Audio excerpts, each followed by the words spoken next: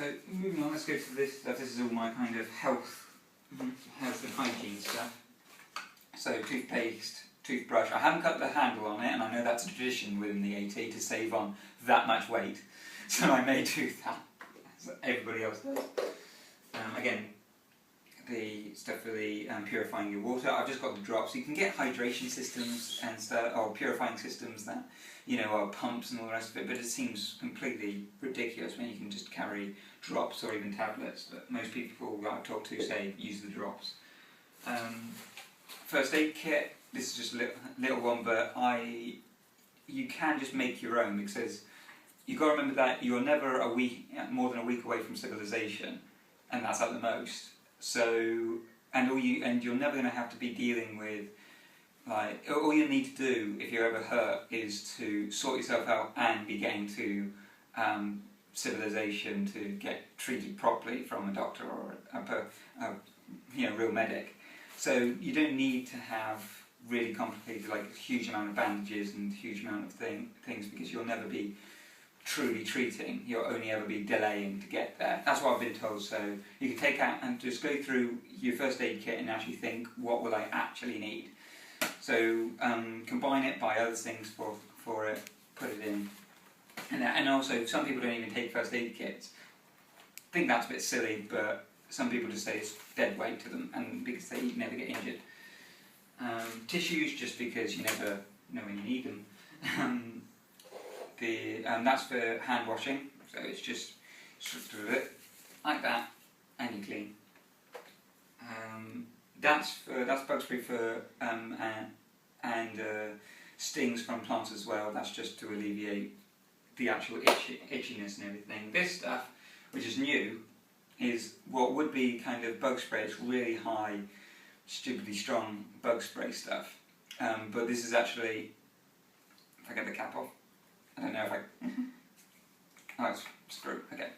It's actually a roll-on. So you roll it on like that, and that, and that. And I went with that just because it was smaller and therefore lighter than most things, and I just prefer having a roll onto it.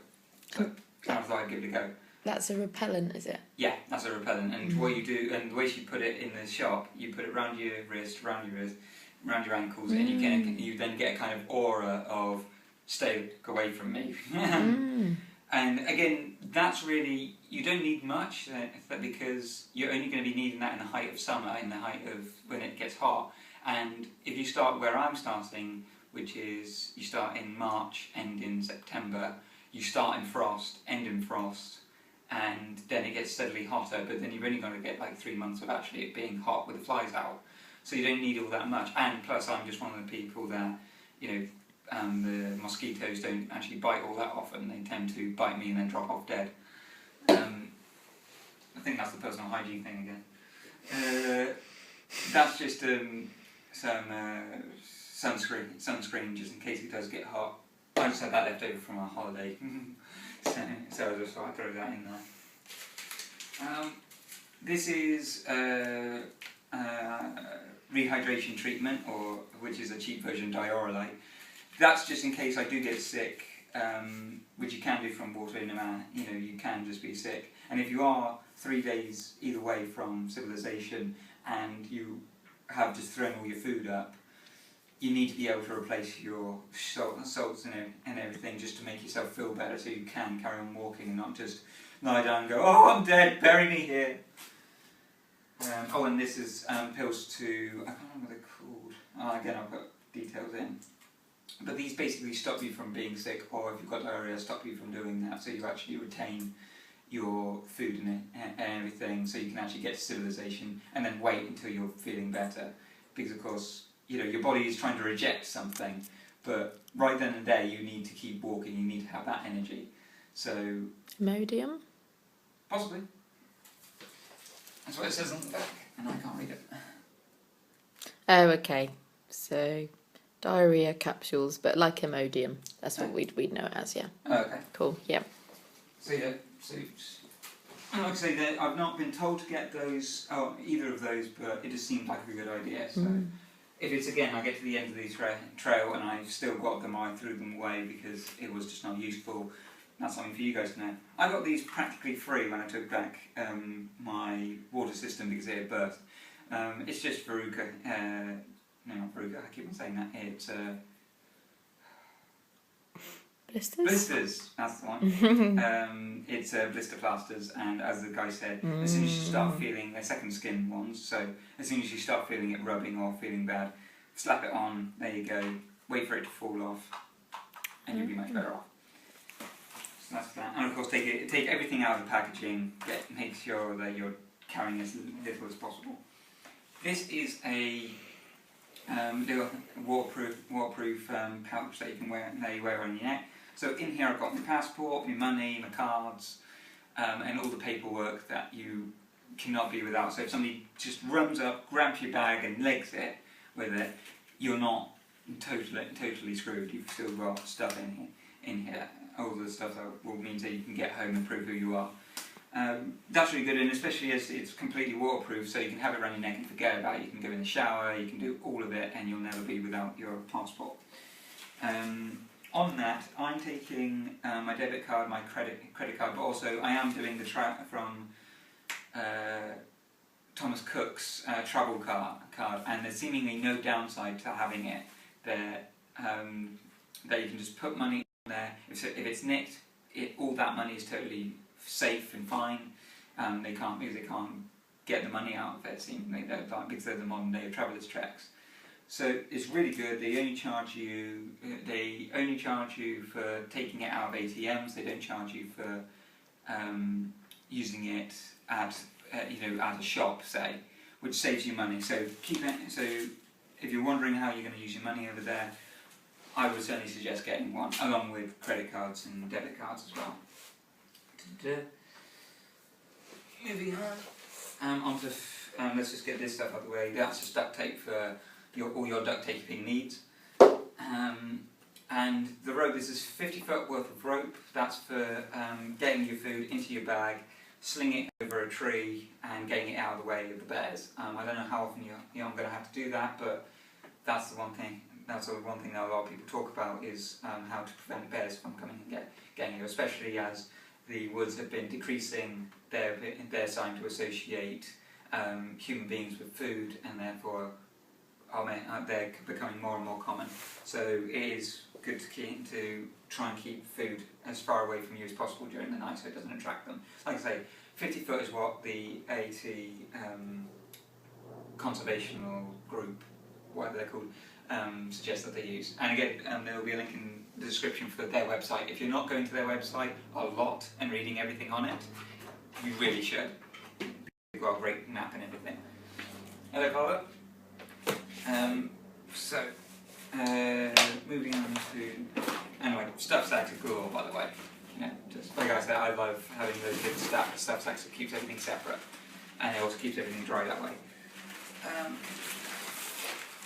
Food-wise, my loving sister has filled me up with noodles, dried noodles to take, and that's dehydrated stuff is your best friend, apparently.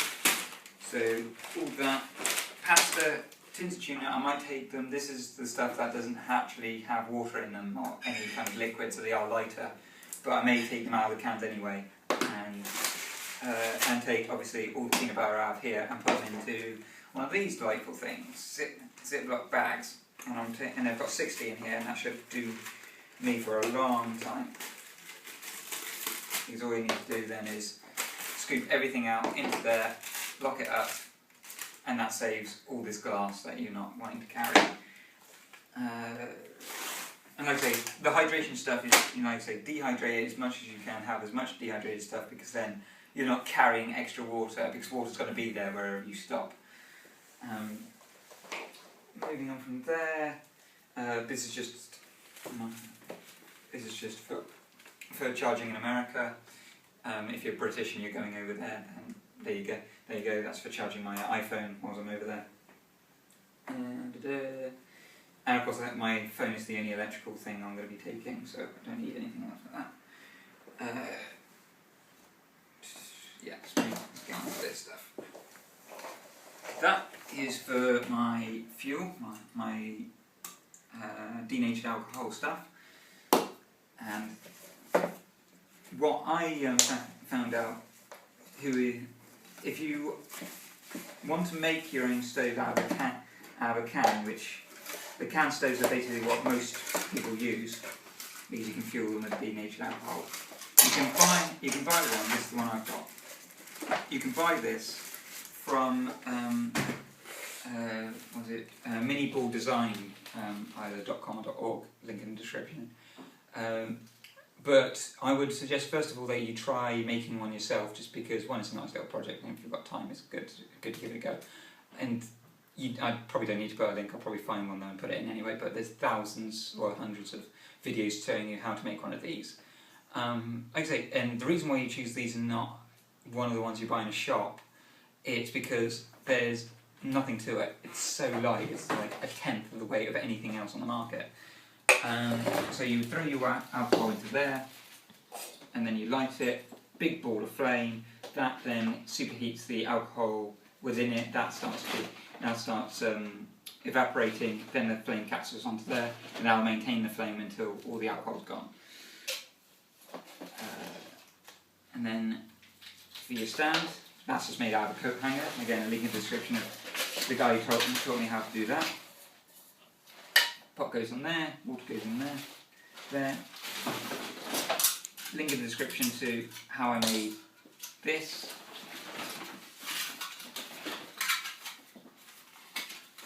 Out of a casserole tin.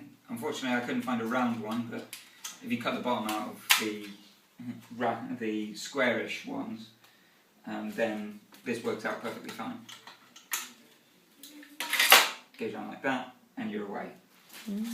Oh, and also do yourself a favour, if you're going to do exactly what I've just done, which is making it out of a coat hanger, get yourself, like I say, cut the bottom out of it, and use this as a base to put it on. Otherwise, it will just sink straight into the dirt, or you'll be looking for a rock to put it on, and that's just maddening.